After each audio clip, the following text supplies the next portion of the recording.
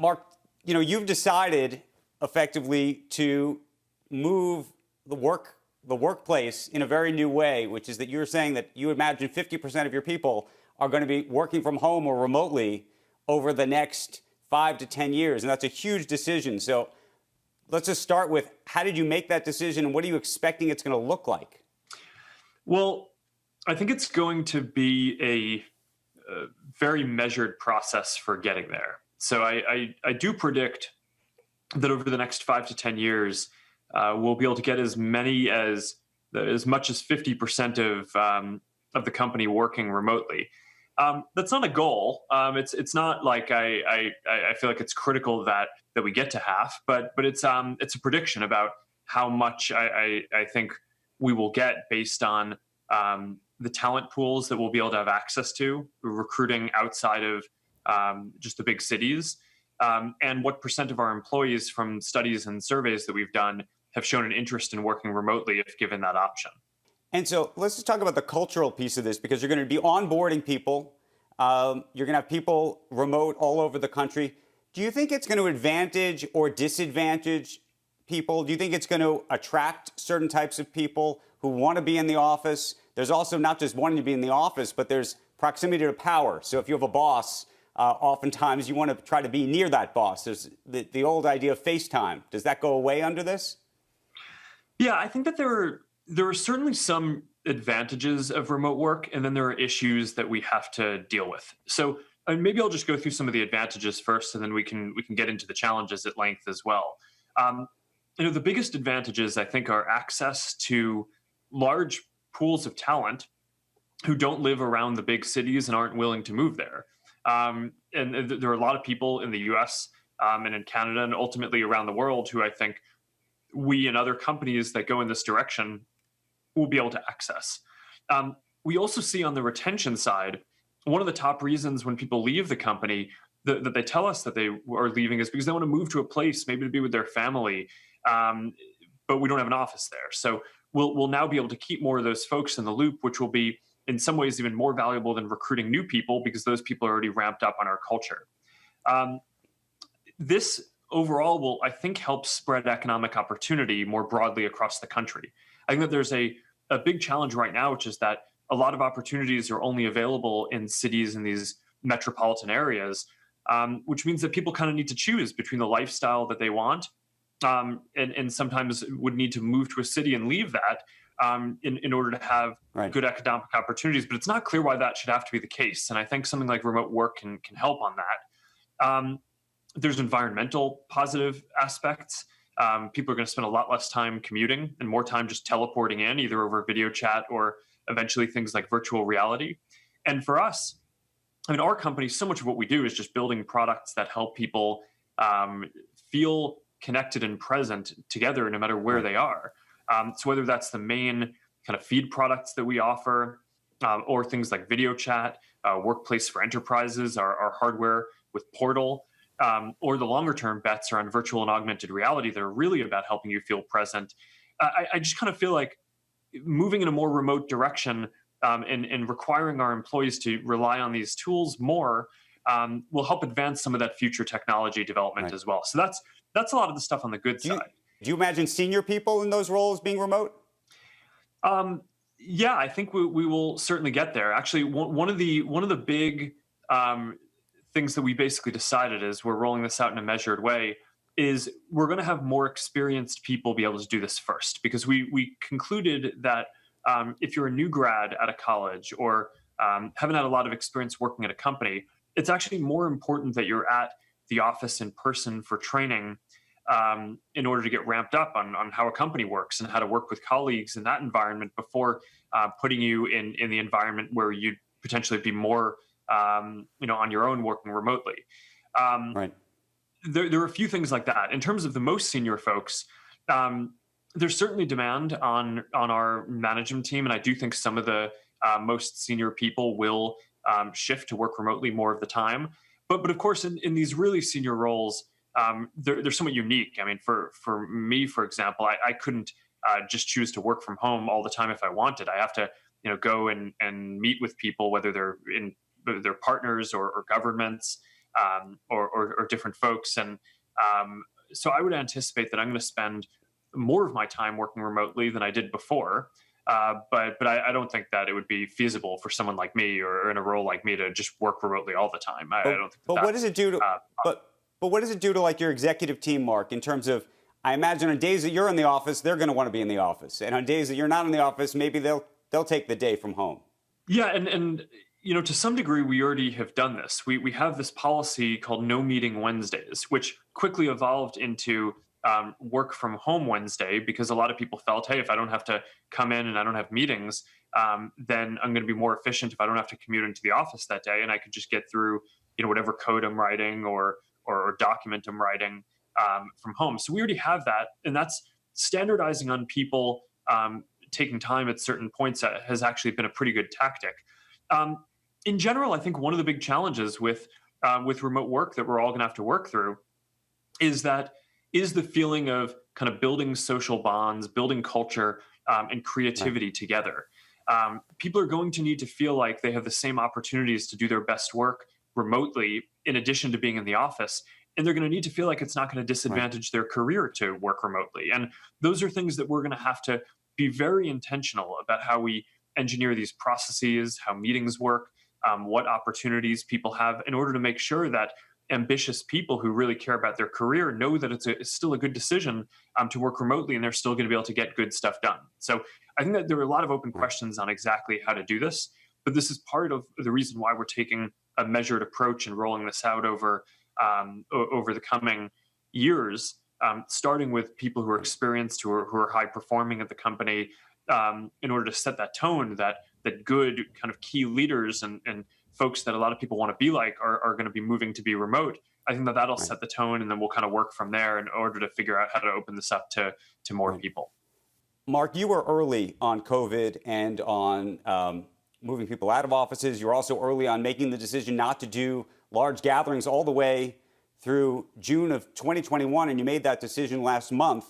Tell us how you made that decision, and I'm also curious now as the United States is reopening, America is reopening, so to speak, whether you would think about changing that decision. Yeah, so outside of Facebook, I spend a meaningful amount of time on our family philanthropy, the Chen Zuckerberg Initiative, where a big part of what we do is health work fighting diseases. And through that work, I've gotten a chance to get to know pretty well a number of leading experts in these fields. I mean, we helped establish this organization, the BioHub. It's a really great research facility in the Bay Area, which, by the way, one of the co-presidents is one of the leading infectious disease researchers who was on the team who identified the first SARS outbreak in the early 2000s. So he was very helpful and instrumental in me understanding what might happen. And by the way, has done great work turning the BioHub into a testing facility for the Bay Area. While testing was still limited, the BioHub was enabling thousands of tests a day. And also, we work closely with a public health expert named Tom Frieden, who was the director of the CDC for a while. So those two really helped me understand early on, when we were getting past the point that this was just as a disease that was in China and a number of Asian countries, and when it became inevitable that it was going to spread broadly, and what that was going to look like. It enabled me to take some of the policy decisions early on to anticipate that and make sure that our workforce could be safe, and start building tools to serve our broader community, like the COVID information center that we put at the top of everyone's newsfeed for weeks, and directed more than 2 billion people to go see it, so they can get authoritative information on the disease and what's going on. In terms of opening up at this point, because we're in a lucky position because a lot of what we do is software development, and you really can do that mostly from home. I think opening up is going to be somewhat of a contended resource. There are a lot of small businesses and other folks who really depend on being able to get out into public and out more openly in order for their businesses to survive. But part of keeping them safe means folks who can stay at home, I think, being a little more conservative about when they return. So we've made the decision that that we're going to be on the slow end of having people come back to work. We've already started opening up some of the offices for certain roles that really can only be done there, but we'll open up a little more slowly over time than might otherwise be possible, just in order to make sure that the folks who really need to be able to stay open for their livelihoods kind of have right of way on that, if that makes sense. Right. Want to switch topics for just a couple of seconds, or want to try a couple other questions on you for a second. Twitter, as you know, just started fact-checking President Trump in the past 24 hours, just yesterday. What did you think of that? Well, I mean, we're different companies, but I think we've been pretty clear on what I think the right approach is, which is that I don't think that Facebook or internet platforms in general should be arbiters of truth. I think that's a kind of a dangerous line to get down to in terms of deciding what is true and what isn't. And I think political speech is one of the most sensitive parts in a democracy, and people should be able to see what politicians say. And there's a ton of scrutiny already. Political speech is the most scrutinized speech already by a lot of the media, and I think that will continue. Now, of course, we have lines. So just because we don't want to be determining what is true and false, doesn't mean that that politicians or anyone else can just say whatever they want. And our policies are grounded in trying to give people as much a voice as possible, while saying, if you're going to harm people in specific ways, right? If you're going to do something that's going to cause violence, or if you're saying that something is a cure to a disease that has been proven to be a cure, but it's not, and that could lead people to either not seek another treatment or do something that could be harmful, we'll take that down no matter who says that. We had a case recently where the Brazilian president was saying that that hydroxychloroquine was proven by scientists to be safe, and we had to make the difficult decision of taking that down, even though we want to provide as much voices as possible. So there are lines, and we will enforce them. But I think in general, you want to give as wide of a voice as possible, and I think you want to have a special deference to political speech. But as we get closer to the election and commentary around the election and questions even about whether we're going to have a constitutional crisis, I mean, that has already come up. Could you see yourself fact-checking certain things that are coming either from the White House or other politicians in the United States? So, I mean, let me be clear about what we do. For misinformation more broadly, we have a program to make sure that the things that are spreading virally on Facebook aren't complete made-up hoaxes. So if you look at whatever the top 1,000 or 10,000 links are that are being shared in a given day, some of the stuff that people share on the internet is real junk, and it's completely made up, and you don't want that stuff to be the stuff that's going the most viral. So we have a program where we work with independent fact checkers on that. To make sure that things that are completely hoaxes can be limited in their spread. Right. But that's the point of that program isn't to try to parse words on is something slightly true or false. It's really to catch the worst of the worst stuff.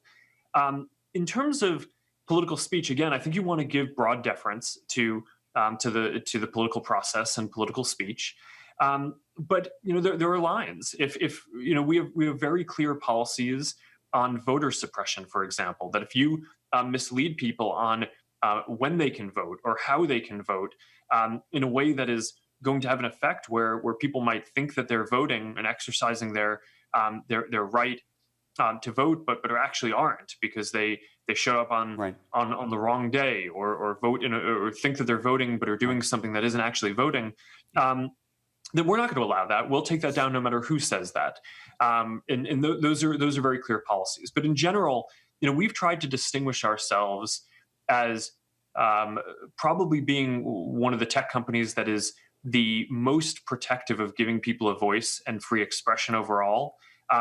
There are clear lines that map to specific harms and damage that can be done where we take down the content. But overall, including compared to some of the other companies, we try to be more on the side of giving people a voice and free expression. Right. What do you make of the idea that throughout this crisis, some of the largest companies and largest tech companies actually have been the biggest beneficiaries?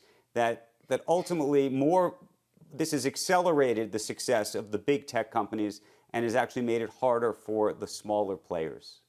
I mean, I think that over the long term, those two things are inextricably linked. I mean, our business, for example, we're really in the business of serving small businesses. The vast majority of our advertisers are small businesses, and that makes up the biggest part of our revenue. More than 100 million small businesses around the world use our services, the vast majority of which for free, but some of them are paying, and that's basically our business. So, yeah, we're certainly seeing a dynamic where a lot of small businesses are under a lot of pressure, especially as there a lot of people across the country are being told to stay home. Physical storefronts are having a hard time staying open, and even when they are open, a lot of people are wary about going out. So what we're seeing is that a lot of small businesses are having to shut down and may not survive this period, and that I think will ripple through and ultimately affect everyone, and no one is going to be immune from that. But one of the things that we are seeing is that a strategy that a lot of small businesses are using to survive and stay afloat is to shift more to the internet, where your online storefront will stay open even when your physical store can't be. And to that end, we've tried doing a number of things. We had this big launch a couple weeks ago of a new product called Facebook Shops. And what it basically is it gives small businesses the ability to quickly set up a shop that you can attach to your Facebook and your Instagram profile. And you do it once. And now people who interact with your business on social media can buy things directly from you and discover your products and complete the transactions. And I think something like that is going to hopefully help more small businesses stay afloat during this period. It's obviously not going to mitigate all the harm, and it's not going to work for everyone, but I hope it can have some impact. But at the end of the day, I think we are all in this together. I think that there's no future where somehow all the small businesses suffer, but then people still have enough disposable income to go spend money on things, and then large businesses are fine. I just think that that's not going to be how this plays out. I know we got to run. Have you seen anything on the platform already as America reopens that's indicative of whether more people are either spending time advertising or people are buying things through small businesses? I need to think about that a bit more. I mean, certainly we're seeing increased activity, including of people interacting with small businesses. We're seeing small businesses start to use Facebook Shops and other things more. But I think it's not just one clear story where every sector is doing the same. I think what we're generally seeing is some areas around e-commerce, shipping, shopping online, things like that are recovering and growing faster. Things like entertainment, gaming, I think that people do while they're at home are recovering faster. But then certain things like travel, I just think are going to have an issue for a very long time to come. Okay. Mark, I know we had to go. Before I go, coolest non-Facebook app or program that you've started using during quarantine? Anything that you found to be really clever that you're using? Well, I have to say, I was doing this a bit before, but I've spent a lot more time playing with games and virtual reality with friends during this period. I've always been a fan of virtual reality, and that's, of course, why we started, why we bought Oculus and have been focused on building that. But now, during this period where I can't physically be with, a lot of my friends, having the ability to do something where it feels like we're physically in a space together. I started playing this game, Echo Arena. It's like it's a combination of like Frisbee in 3 dimensions in zero gravity. It's kind of like, I don't know if you remember the book Ender's Game, where they have this game that Ender and the other students play during this simulation. It's kind of like that in virtual reality, and I like get teams of my friends and family together, and we're playing in VR. It's incredibly fun, and I think it will be a glimpse of the future, where I think there will be more experiences like this that I think a lot of people are going to enjoy. Okay, I will see you on Oculus, Mark. Thank you.